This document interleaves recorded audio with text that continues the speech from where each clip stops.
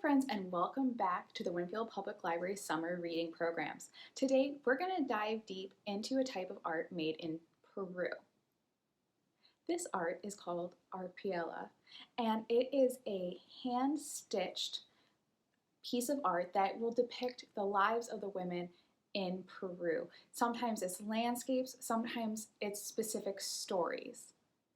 This art is created with scrap material, scrap paper, lots of just things you can have around the house. But if you live close to the Winfield Public Library, you can go ahead and go pick up a craft kit to make this art with me. So before we get started on our supplies and the process, I'm going to tell you a little bit more about the art. Arpilleras are skillfully stitched works of art. The colorful stitching is called an applique, because they are pieces of fabric applied and stitched by hand. These pieces were created by women artists who have an interesting history. This type of art dates back to a war in Chile, when many men had to leave their families and the women had to find a way to make money to support the families. Now this art is created in Chile and Peru and other areas around. They began to use their art and recycled materials to do that. Arpilleras tell stories. Art that tells a story is called a narrative. The women of Chile and Peru told their hardships through their artwork. Some arpilleras tell sad stories, but many that are sold today are landscape pieces. Landscape works of art often show a fore, middle, and background. This is how an artist can show space in their work. So the first thing we need is our base paper. It can be any color you want. And then we're going to have a collection of paper and fabric scraps, anything you have around. And we're going to be mostly collaging this with glue on our paper. Now, if you have thread and needle, you can add some of that detail to your story if you'd like. So first thing you want to do is think about your story, your landscape. What kind of picture do you want to create? Remember, we want to have a foreground, meaning what's closest to us, and that'll be what's biggest, middle ground, and our background. Our background is what's really far away and going to be looking the smallest. So I'm going to start by layering my colors. I'm going to go ahead and just start with some paper, and I'm going to think about in the background I have my sky. Now we can rip this paper up, we can cut it up, whatever you'd like. There is no right and wrong with how to create these. Now obviously the original ones were all used with fabric, but we'll be using paper and fabric for ours. I kind of like these for the clouds. I like the organic line that the ripping creates. Organic means it's not found, it is found in nature. Unlike geometric, like the hard angles, you don't really see a cloud with straight lines like this. So I'm going to go ahead, I'm going to glue my first clouds down. And remember, yours doesn't have to look exactly like mine. I encourage you to make yours look different.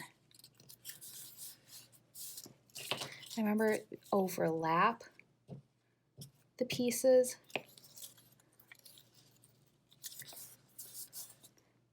Play with the space, the depth.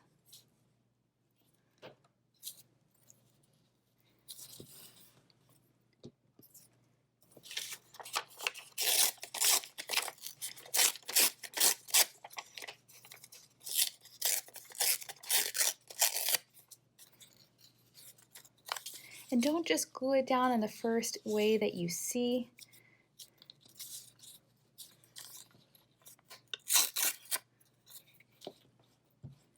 Really think about it, play with it. You could arrange it all first and then glue. That's up to you. But I kind of like working as I go because I could always lift it back up if I didn't like an area. So once I'm happy with the clouds, I'm going to think about, so that's my background, my middle ground. I think I'm going to do, when something's farther away, it looks darker, and when it's closer, it looks lighter. So I'm going to use these two shades of green. I'm going to use this darker green for, maybe I'm going to have,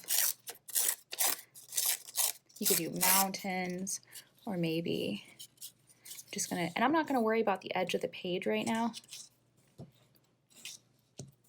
I'm just gonna apply a bunch of glue.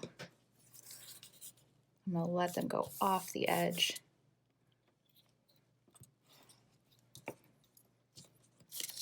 I'm gonna layer them on top of each other. And I'm gonna let some white show because I can always go in with some crayon, if I can find, or like a marker. And I could add detail in with another supply. It doesn't have to all be paper and fabric.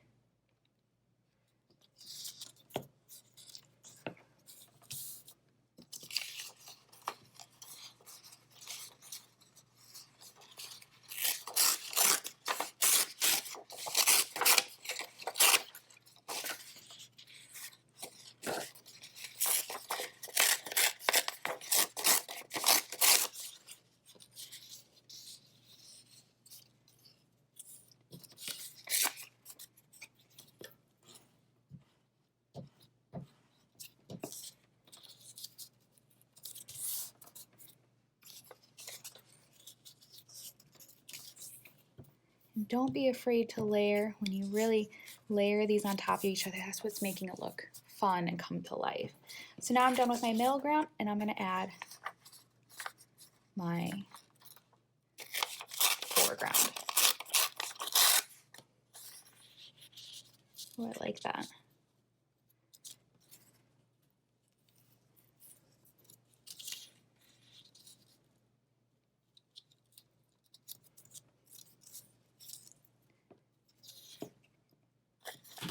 You know what? Maybe I'm going to have a river in between.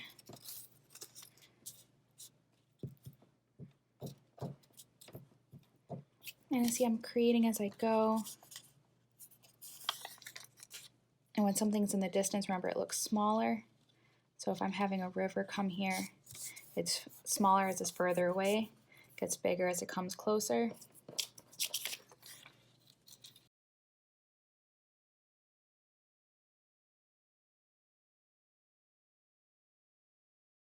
Once you're happy with your base layer, this is what you could call an underpainting or an underdrawing. This is my base. I can cut away my edges right away, or I can wait. I'm gonna go ahead and clean them up right now. That way, in case I want those extra paper, I have them.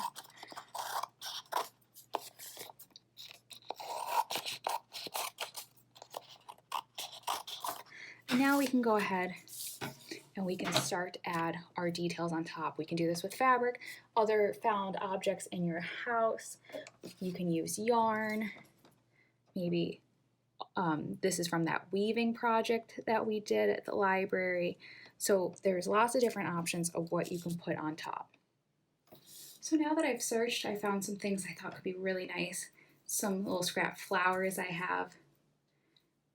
And then I have some fabric, some stuffing. We could either use things to stuff the fabric to create a 3D element like the sun. I think I kind of like that. Or we can use this as the clouds.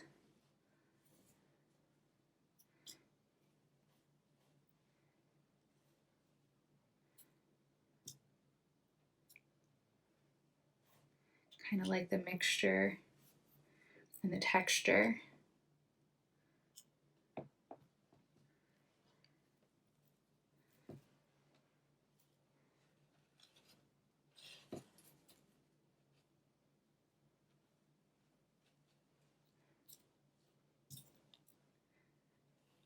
And just play with it. See what you can find, what you can make.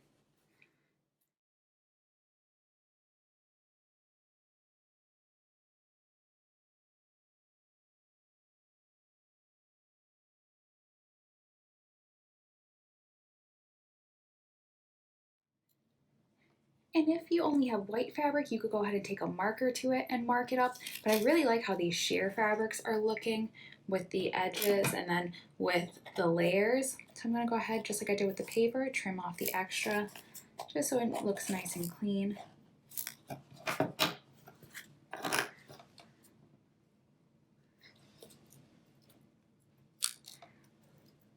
remember, it's up to you to decide when it's done, if you want to add more details in.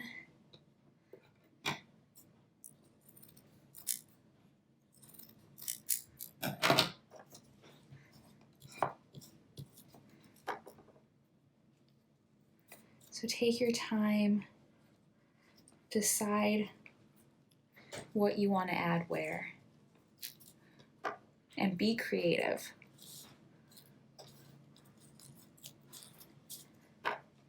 So I think mine is finished. I could have put more fabric, but I think, well, maybe right here.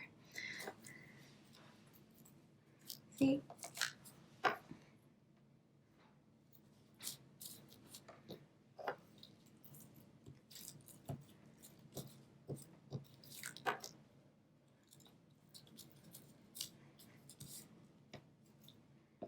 There we go. Now I'm happy and mine is finished.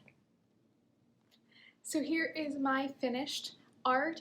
I went ahead and I added some more detail with marker after, and you know, if you take your time a little bit more, I think I rushed mine a little bit. I should have laid it out, planned it out a little bit more, had a little bit more of a story. But you know, sometimes you do one and you learn from it and then you do it again, and that's okay. It's okay to not always love your first one that you do, and create and create and create until you have something that you're proud of. So I hope you enjoyed making our Peruvian art.